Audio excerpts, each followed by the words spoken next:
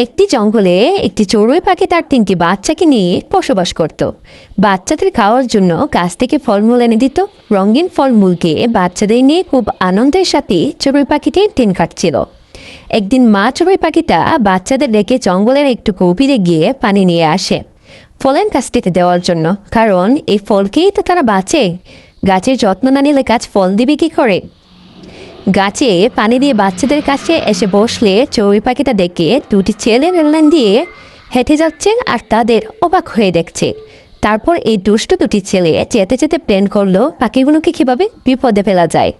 তারপর তারা একটি ব্যাগে কিছু কাগজ রেখে ব্যাগটিতে আগুন জ্বেলে দিল, আর ধীরে ধীরে পুরো জঙ্গলে আগুন ছড়িয়ে পড়তে লাগলো। আর দুষ্টু ছেলেগুলো হাসতে হাসতে দৌড়ে বাড়ি চলে গেল। মা পাখিটা এসব দেখে কি করবে ভেবে না পেয়ে ছুটে নদীতে চলে যায়। নদীতে থাকা হাঁসগুলোকে তাদের বিপদের কথা বলে, তারপর মা পাখিটা বোতলে পানি নিয়ে আসে আর হাঁসগুলো তার সঙ্গে আসে আগুন নেবানোর জন্য। কিন্তু তারা অনেক চেষ্টা করার পরেও দেখে আগুন কোনোভাবেই নিভতেছে না। তারপর তারা দৌড়ে হাতির শরণাপন্ন হয়। হাতিকে সব কথা খুলে বলে হাতি শুনে তাড়াতাড়ি এসে তার শরীরের সাহায্যে পানি দিয়ে আগুন নিভিয়ে দেয়। তারপর তারা তো খুব খুশি। তারা এভাবেই হাসি খুশিতে সবাই একসাথে মিলেমিশে জঙ্গলে বসবাস করতে লাগলো।